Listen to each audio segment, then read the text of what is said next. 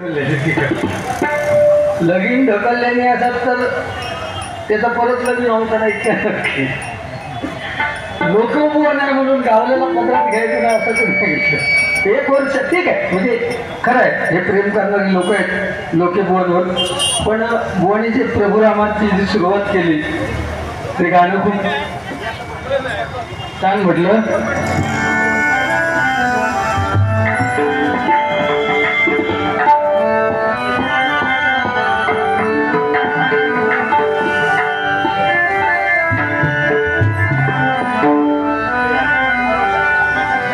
मंगल भवना मंगलारी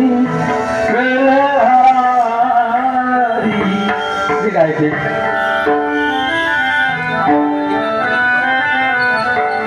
भवंश दशरथ अजिर बिहारी मंगल भवन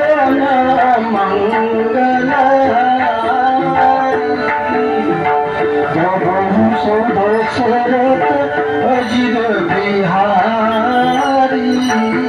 म्हणजे बोली ते छान म्हटलं. मला पहिली वेळची चुकली, आठवण आली. म्हणजे पूर्वी दूरदर्शन चालू झालं की सकाळची ती आठवण, म्हणजे हे सगळे आठवणी आपण विसरलो. म्हणजे त्या गाण्याचा बुवा सुद्धा, त्या ओळींचा सुद्धा असा अर्थ आहे की मंगल करणाऱ्या अमंगलला बाजूला ठेवणाऱ्या दशरथ नंदन प्रभू रामा तू माझ्यावर कृपा कर आणि माझं मंगल कर, असं त्या गाण्याचा तो अर्थ.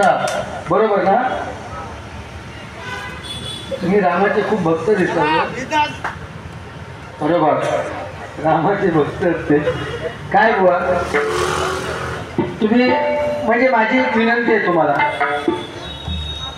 तुम्ही जर एकदा सांगताच की ना, म्हणजे हे सुद्धा तुम्ही जरी मित्र असला तरी मित्र म्हणून माझं सांगणं आहे, तुम्ही जी वकिला जागायचं सांगता अर्धा तर तितक्या लेवलपर्यंत जाऊ ना, तुका तरी केशी लढू येळा का असं माझा म्हणणं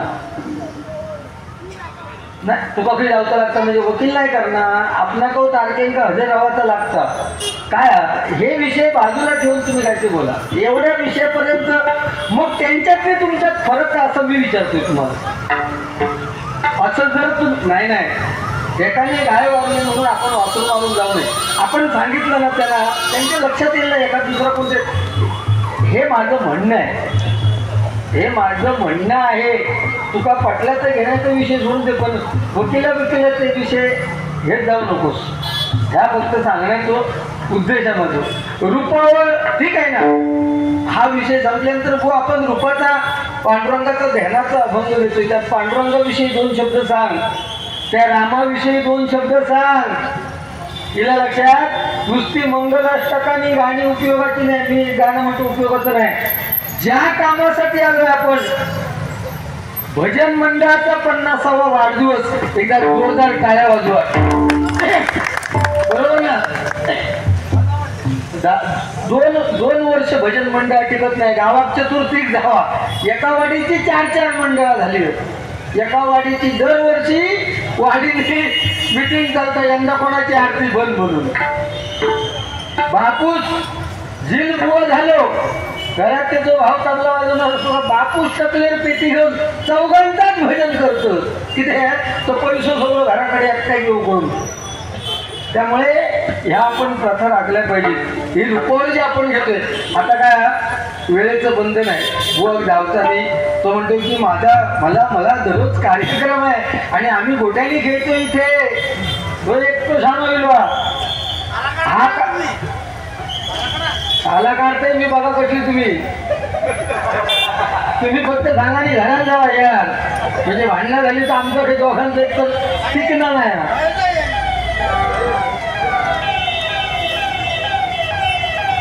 आज मॅटर काय सिरियस दिसतात इथं. त्यावरती आपल्या प्रिय भक्ताची वाट बघतोय. कोण प्रिय भक्त? पुंडलिक. काय करतोय? आपल्या आई वडिलांची सेवा करतोय. सत्य, त्रेता, द्वापार, कली, 28 युग पांडुरंग अजूनही त्या विटेवरती उभा आहे. याचाच अर्थ आपल्या आई वडिलांची सेवा संपलेली नाहीये. ज्या दिवशी संपेल पुंडलिक पांडुरंगाला भेटेल त्या दिवशी पांडुरंग विठेवरती दिसायचो नाही. म्हणून सांगतो की 84 लक्ष योनीनंतर आपल्याला जर मनुष्य प्राण्याचा देह मिळालाय तर आपल्याला ज्यांनी जन्म दिलाय ते आपले आई वडील यांची सेवा मरेपर्यंत करा, म्हणजे ते आपल्या आयुष्यात कशाची काही कमी पडणार नाही, लक्षात घ्या. म्हणून नेहमी आपण उदाहरण काय देतो, ज्या श्रीकृष्णाने छोटीशी बासरी उचलायला आपल्या 2 हाताचा आधार घेतला त्या श्रीकृष्णाने आपल्या करंगळीवरती अख्खा गोवर्धन पर्वत उचलून घेतला. कशासाठी? तर फक्त त्रेतायुगात प्रभू रामाने दिलेला शब्द द्वापर युगात देव म्हणून सत्य व्हायला पाहिजे. आणि आता आपण सकाळी बोललेलं संध्याकाळी आठवत नाही आपल्याला. सकाळी दिलेला शब्द, सकाळी एखाद्याला रक्त दिलं तर संध्याकाळी तो माणूस विचारतात तू कोण म्हणून. ही आजची परिस्थिती आहे. आज ही नाती तुटलेली आहे. बापाचं आणि मुलाचं नातं तुटलेलं आहे, आईचं आणि मुलीचं तुटलेलं आहे, भावाचं आणि बहिणीचं तुटलेलं आहे. आणि याला एकमेव कारण म्हणजे तो 7-8 इंची मोबाईल. त्या मोबाईलचा अतिरेक एवढा झालाय की बापाचं आणि मुलाचं संभाषण होत नाहीये, आईचं आणि मुलीचं होत नाही. जो तो आपल्या मोबाईल मध्ये दंग आहे, त्याचा अतिरेक झाला. आणि एखाद्या गोष्टीचा अतिरेक झाला की त्याचं विष बनतं, हे लक्षात ठेवा. अजूनही आता सध्या कुंभमेळा चालू आहे. कुंभमेळा, त्या कुंभमेळ्यातल्या एका साधूने असं सांगितलंय की या 4-5 वर्षात इंटरनेट म्हणजे आपण जे नेटिंग चालू आहे ते पूर्णपणे लॅप्स होणार आहे. आतापर्यंत त्यांनी ज्या भविष्य ज्यांनी वर्तवलंय ते सत्य होत गेलेलं आहे. आणि तो जर इंटरनेट लॉस झालो तर परिस्थिती काय होईल या प्रत्येकात त्याचा विचार करूचा. म्हणून आता तरी मोबाईलचा वापर जेवढा हवा तेवढा केलं पाहिजे. हे जे लपड झालेलं आहे हे युट्यूबचं आणि आमचं भजनी बोलचं म्हणजे बोलचे जे काही विषय आले त्याचा कारण सोशल मीडियाचा, लक्षात घ्या. एखादा शब्द चुकीचा गेला तो तेवढाच रेकॉर्ड करून व्हायरल करतात. काय झालं तरी परत फ्लेश निर्माण झाले, लक्षात घ्या. हे असं व्हायला नको. आमची पण जबाबदारी तेवढीच आहे, तेवढी मायबाप प्रेक्षकांची, तेवढी तुमची सुद्धा जबाबदारी चूक आहे.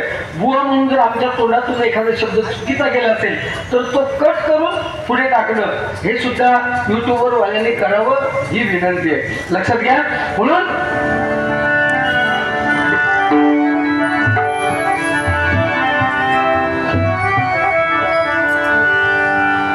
तुझ्यासाठी एक गाणं म्हणतो, जरा वातावरण आपण चेंज करूया, कारण ह्या युट्यूबवाल्यांचा विषय थांबव. दुसरा बघ, तुम्हाला नीला कडी भुसार तू सोडली शिकारी मी भाबडाचा चाल, तू शेरणी शिकारी मी भाबडाचा चाल, एक फूल वाळतो सखे बाळा तुला पाहतो सखे, एक फूल वाळतो सखे बाळा तुला पाहतो सखे, एक फूल वाळतो सखे बाळा तुला पाहतो सखे, गुलाचा शिकारी शिकारी एक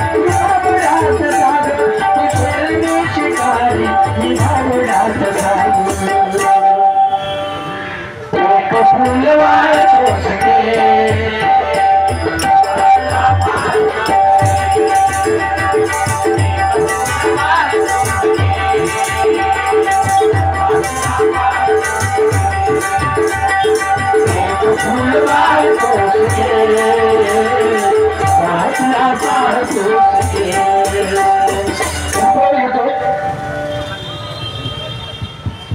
गुरुदत्त प्रासादिक भजन मंडळ मनोरमा नटराजने आपल्याला मराठी म्हणून मुंबईत जगायला शिकवलं, बरोबर ना.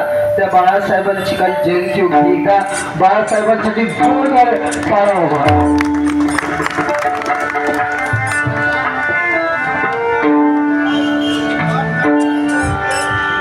तिलक ऐसी लारी हो गई मैं तुम्हारी,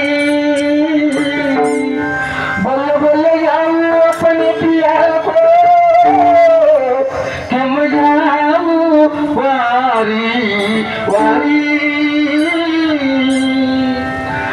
सुध बुध ना रही तन मन की, ये तो जाने दुनिया सारी। बेबस लाचार फिरूं मैं, आमों में हरी आरी में दुल्हनी। तेरे नाम से जी लूं, तेरे नाम से मर जाऊं, तेरे नाम से जी लूं, तेरे नाम से मर जाऊं, तेरे नाम से सदके में मुझे आईना कर जाऊं। तूने क्या कर डाला मलई में मिट गई मैं, ओ जी आहा जी हो गई मैं।